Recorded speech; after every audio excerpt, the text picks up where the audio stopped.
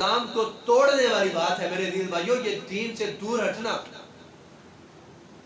دیکھیں کہ ہم نے اپنے آپ کو دین سے دور کیسے کیا کہ آج ہم نماز تک کے لیے رہے، اور ہم رہے کس چیز کے لیے ہیں؟ گانے کے لیے، گانے بجانے کے لیے، سننے کے لیے، ڈراموں کے لیے، افسانوں کے لیے۔ وَمِنَ النَّاسِ مَن يَشْتَرِي لَهْوَ الْحَدِيثِ لِيُضِلَّ عَن سَبِيلِ اللَّهِ۔ عزیز بھائیو، یہ سورہ لقمان کی آیت نمبر 6 ہے، اس کو سمجھ لینا اور آج کے اپنا مشاہدہ کر لینا، کیا اس آیت کے مصداق ہم لوگ تو نہیں ہیں؟ ہر دوسرا شخص جو ہے، ہر دوسرا نوجوان جو ہے وہ گانے سن رہے ہیں۔ آج سنائے نا کسی کو قرآن، کتنا وہ قرآن سنتا ہے؟ یہ کل کی بات ہے نا، کل ہی کی، گزشتہ کل ہی کی بات ہے۔ 3-4 گھنٹے کے لیے اپنے آپ کو میچ دیکھنے کے لیے ضم کیا ہوا ہے۔ وَيَتَّخِذَهَا هُزُوًا، کہ قبر کے اندر اس کے بارے میں سوال ہوگا۔ اتنی عبادت کی فکر نہیں ہے، تم کو عبادت سے اس چیز نے غافل کر دیا ہے۔ کیسے انہماک کے ساتھ، توجہ کے ساتھ، ہمتن گوش ہو کر ہر شخص جو ہے وہ دیکھے اسی کے بارے میں باتیں کر رہا ہے، فلاں نے ایسے کر دیا، اس کی غلطی ہے، اس کی وجہ سے میچ ہارے، یہ ہو گیا، وہ ہو گیا، سارے کے سارے۔ اور اللہ کی قسم، دکھ تب ہوتا ہے جب نوجوان طبقہ اس طرح کی باتیں کرتا ہے۔ یہ ایک حدیث ہے، نبی صلی اللہ علیہ وسلم فرماتے ہیں قیامت کا دن ہوگا، آسمان سے زنجیریں لٹک رہی ہوں گی، ان لوگوں کو کہاں پر ڈالی جائیں گی؟ ان کے گردن کے اندر اس کا توق بنایا جائے گا، ان کی پیشانی کے اوپر ان کو باندھا جائے گا۔ یہ جو زنجیر ہے یہ ہاتھ میں بھی تو باندھی جا سکتی ہے نا، یہ دل والی جگہ پہ باندھ دی جائے، یہ پاؤں میں باندھ دی جائے، اس کو گلے کا توق بنا کے پیشانی پہ کیوں باندھیں گے؟ کہ ہم ایسا گناہ کرتے ہیں، ہمیں اس کے بارے میں پتہ بھی نہیں ہے ہم یہ گناہ کر رہے ہیں۔ میرے عزیز بھائیو، ہم لوگ ایک گناہ کے اندر مبتلا ہے، ہم نے کبھی سوچا بھی نہیں ہے کہ یہ بھی گناہ ہے۔ اور وہ گناہ کیا ہے؟ نہ سوچنا۔ نہ سوچنا بھی ایک گناہ ہے۔ اللہ تعالیٰ قرآن مجید میں فرماتے ہیں افلا یتفکرون، کیا یہ سوچتے نہیں ہیں؟ کیا یہ غور و فکر نہیں کرتے؟ افلا یتدبرون، یہ کیوں نہیں غور و فکر کرتے؟ ما علی قلوب اقفالها، یہ ان کے دلوں کے اوپر تالے لگ گئے، تو اس لیے زنجیر کو یہاں پر باندھا جائے گا، یہ دنیا کے اندر سوچے نہیں کرتے۔ 3-4 گھنٹے، 5-10 گھنٹے دوستوں کے ساتھ لگے ہوئے ہیں، سیر و تفریح ہو رہی ہے، خوش گپیاں لگ رہی ہیں، سارے کا سارا وقت گزر رہا ہے، وقت کو اجاڑا جا رہا ہے، تباہ کیا جا رہا ہے، اور گانے سنے جا رہے ہیں، سفر کیا جا رہا ہے، گانے سنے جا رہے ہیں۔ ہم نے کبھی نہیں سوچا کہ یہ جو وقت ہے یہ اتنا غنیمت ہے، اتنا غنیمت ہے۔ اپنے آپ کو میرے عزیز بھائیو فتنوں کی طرف دھکیل رہے ہیں۔ وَمِنَ النَّاسِ مَن يَشْتَرِي لَهْوَ الْحَدِيثِ، لوگوں میں سے بعض ایسے ہیں جنہوں نے لہو و لعب کو خریدا ہوا ہے۔ کیا آج ہم بھی انہی میں سے تو نہیں ہے کہ ہم نے لہو و لعب کو خریدا ہوا ہے؟ آج کسی کو اللہ تعالیٰ نے دوسری یہ جو 7 نمبر آیت ہے اس میں کہا وَإِذَا تُتْلَى عَلَيْهِ آيَاتُنَا وَلَّى مُسْتَكْبِرًا، جب ان کے سامنے میری آیات کو پڑھا جائے تو یہ تکبر کرتے ہیں۔ ہم فیس بک چلاتے ہیں، یوٹیوب ہم چلاتے ہیں، 1 گھنٹے کی 2 گھنٹے کی ہم فلم دیکھ لیں گے، اگر کوئی درس قرآن 10 منٹ کا آئے گا ہم نہیں دیکھ سکتے، نہیں دیکھ سکتے میرے عزیز بھائیو۔ یہ حدیث دیکھیں، رسول اللہ صلی اللہ علیہ وسلم، آپ کی سیرت کیا ہے، آپ کا اسوہ کیا ہے، آپ کا اسوہ حسنہ کیا ہے، آپ نے کیا کردار پیش کیا ہے صحابہ کرام کے سامنے۔ آج تو ہم نے اپنے آپ کو ان کاموں میں مشغول کیا ہوا ہے نا۔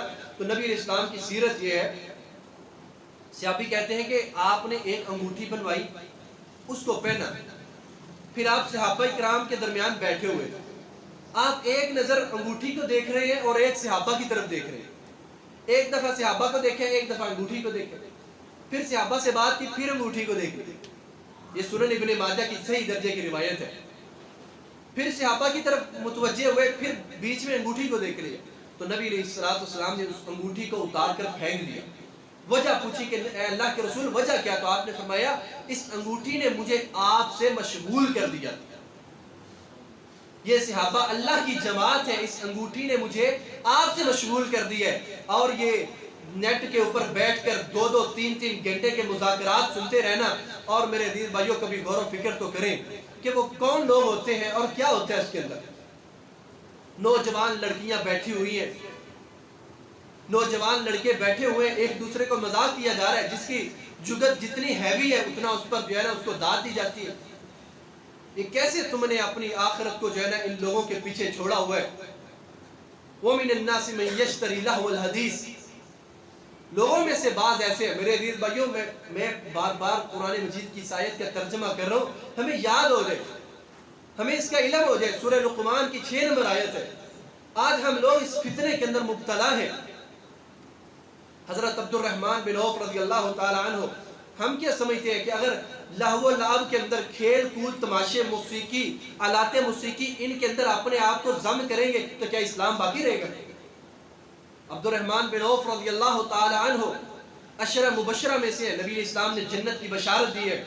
اپنے بھتیجے کو دیکھا ہے، اپنے بانجے کو دیکھا کہ وہ ایک عورت کی طرف دیکھ رہے، نامحرم عورت کی طرف دیکھ رہے. عبد الرحمن بن عوف اس کو منع کرتے، تم کیا کر رہے ہو، کیوں دیکھ رہے ہو ادھر؟ اور ساتھ پتہ کیا کہتے ہیں؟ کہا کہ ان قریب اس کا خمیازہ تجھے بھگتنا پڑے گا. ان قریب اس کا خمیازہ تم کو بھگتنا پڑے گا. کہتے ہیں تھوڑا عرصہ گزرا ہے، 2-3 ماہ کا، اس کو قرآن یاد تھا، وہ یاد ہی نہیں رہا. قرآن اس کو یاد تھا، وہ یاد ہی نہیں رہا. اگر ہم رستے میں جاتے ہوئے کسی کو دیکھتے ہیں نا، تو فطرت میں اللہ پاک نے حیا رکھی ہوئی ہے. انسان اگر دیکھتا بھی ہے تو نظر جھکا بھی لیتے ہیں.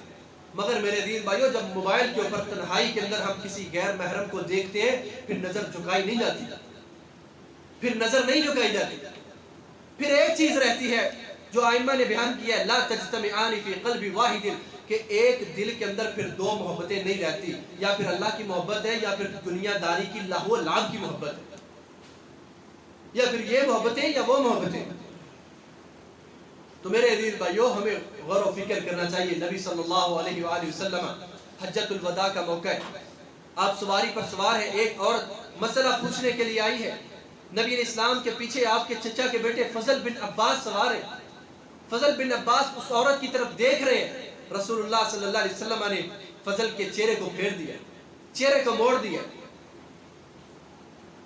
فضل بن عباس آپ کے پیچھے سوار ہے، اس کے چہرے کو موڑ دیا کہ کیوں دیکھ رہے ہیں؟ تو میرے عزیز بھائیو، یہ قیامت کے فتنوں میں سے ایک بہت بڑا فتنہ ہے. نبی صلی اللہ علیہ وسلم بیان فرماتے ہیں، لَيَشْرَبَنَّ أُنَاسٌ مِّنْ أُمَّتِي الْخَمْرَ يَسُمُّونَهَا بِغَيْرِ اسْمِهَا، کہ میری امت کے کچھ لوگ وہ شراب کو پئیں گے، اس کے نام کو بدل دیں گے، اور ان کے سروں کے اوپر جو گانے بجانے والے ہیں وہ گانے بجائیں گے، باجے بجائیں گے. مغنیات جو ہے وہ عام ہو جائیں گے، گانے گانے والیاں عام ہو جائیں گی. کتنا دکھ ہوتا ہے. خوشی کا موقع آتا ہے، وہ معزز گھرانے جو ہے، با پردہ گھرانے جو ہے، ان کی گھروں کی حالت دیکھا گیا.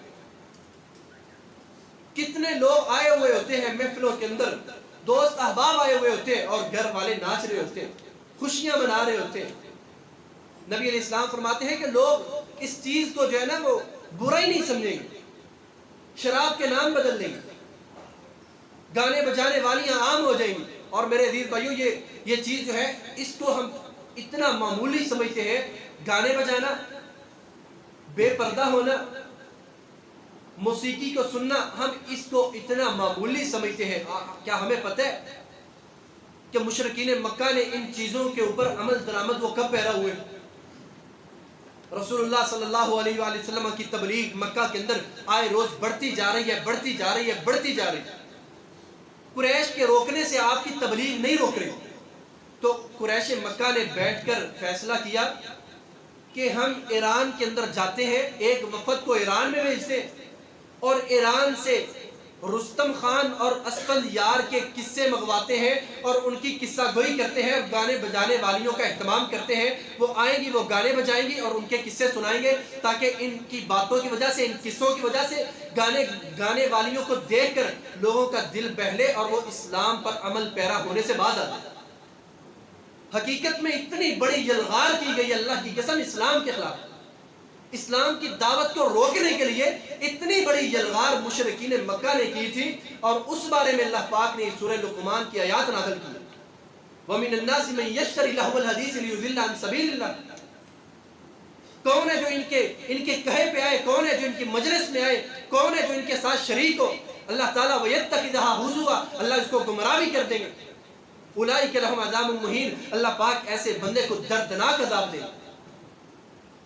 اور میرے عزیز بھائیو اس کا نتیجہ واقعتاً یہ ہوتا ہے جب انسان گناہ کو سنتا ہے، گناہ کو دیکھتا ہے، تو نتیجہ کیا ہوتا ہے کہ جو پھر دل ہے یہ قرآن کو قبول نہیں کرتا، یہ حدیث کو قبول نہیں کرتا، یہ نصیحت کو قبول نہیں کرتا۔ تو میرے عزیز بھائیو یہ دور حاضر کے فتنوں میں سے بہت بڑے فتنے ہیں کہ موسیقی کو سننا اور یہ گانے بجانے اور اس طرح کی محفلوں کے اندر شریک ہونا، میرے عزیز بھائیو ان کی بنیاد ہی اس پر رکھی گئی تھی کہ اسلام کو ختم کیا جائے، اور آج کے مسلمان اپنے دل کو بہلانے کے لیے یہ سارے کام کر رہے ہیں۔ تو نبی صلی اللہ علیہ وآلہ وسلم نے فرمایا کہ جب لوگ شراب کو پئیں گے اس کا نام بدل کر پئیں گے، اور گانے بجانے والیاں عام ہو جائیں گی، باجے بجائے جائیں گے، موسیقی کی دھن پہ لوگ ناچیں گے، تو فرمایا یخسف اللہ بہم الارض، اللہ تعالیٰ ان کو زمین کے اندر دھنسا دے گا، اللہ تعالیٰ ان کی شکلوں کو مسخ کر دے گا۔ حدیث میں آتا ہے، ایک روایت میں آتا ہے، اللہ تعالیٰ ان کی شکلوں کو مسخ کر کے بندر جیسی شکلیں بنا دے گا۔ تو میرے عزیز بھائیو یہ وہ فتنے ہیں جو اسلام کی دعوت کو روکنے کے لیے، اللہ کی قسم صحابہ کرام نے اتنی محنت کی اسلام کے لیے، اتنی محنت کی اسلام کے لیے کہ نبی صلی اللہ علیہ وآلہ وسلم خطبہ حجت الوداع دے رہے، صحابی کہتے ہیں جب آپ نے فرمایا آخر پہ فرمایا فَلْيُبَلِّغُ الشَّاهِدُ الْغَائِبَ، کہ جو یہاں پر موجود ہے اس تک میرے پیغام کو پہنچائے جو یہاں پر موجود نہیں ہے۔ صحابی کہتے ہیں جب یہ آپ نے یہ ارشاد فرمایا تو اس کے بعد خطبہ حجت الوداع کے بعد صحابہ کرام اپنے گھروں کو نہیں لوٹے تھے۔ صحابہ کرام جو 1,00,000 سے زیادہ صحابہ اس خطبے کے اندر موجود تھے، جب آپ نے یہ بات ارشاد فرمائی کہ جو یہاں پر موجود ہے اس تک میرا پیغام پہنچائے جو یہاں پر موجود نہیں ہے، تو صحابہ کرام پھر اپنے گھروں کو نہیں لوٹے تھے۔ یہیں سے نکلے صحابہ کرام دنیا کے کونوں کی طرف چلے گئے۔ ابو داؤد کے اندر 3 مرتبہ افغانستان کے دارالخلافہ کابل کا تذکرہ 3 مرتبہ سنن ابی داؤد کے اندر ہے۔ ایک شخص بیان کرتے ہیں کننا فی قابل مع عبد الرحمن بن سمرہ، کہ ہم نے عبد الرحمن بن سمرہ صحابی رسول کی قیادت کے اندر کابل کو فتح کیا۔ ابن الاسیر نے الکامل میں لکھا ہے صحابی رسول عقبہ بن عامر کیا بیان، عقبہ بن نافع کیا بیان کرتے ہیں، کہتے ہیں کہ میں نبی اسلام کے پیغام کو لے کر چلتا گیا، میں دنیا کے آخری کنارے پر پہنچا جہاں آگے دنیا ختم ہو چکی تھی، آگے پانی شروع ہو چکا تھا، اور انہوں نے پھر قسم اٹھا کر کہا کہ اللہ اگر مجھے پتہ چل جائے کہ اس پانی کے ادھر بھی اس سائڈ پہ دوسرے کہیں کنارے کے اوپر بھی تیری مخلوق رہتی ہے، میں تیرا پیغام لے کر وہاں پر بھی جاؤں گا، وہاں پر بھی جہاد کروں گا، وہاں پر بھی دعوت کو لے کر جاؤں گا۔ میرے عزیز بھائیو یہ وہ صحابہ کرام تھے جنہوں نے اسلام کے علم کو بلند کیا ہے، اور آج ہم نے لہو و لعب کو پکڑ کر اسلام کی تبلیغ کو تہس نہس کر کے رکھ دیا ہے۔ ہمیں اپنا محاسبہ کرنا چاہیے۔ اللہ تعالیٰ سے دعا ہے اللہ تعالیٰ قرآن و سنت کو سمجھنے اور اس پر عمل کرنے کی توفیق عطا فرمائے۔ وآخر دعوانا الحمدللہ رب العالمین۔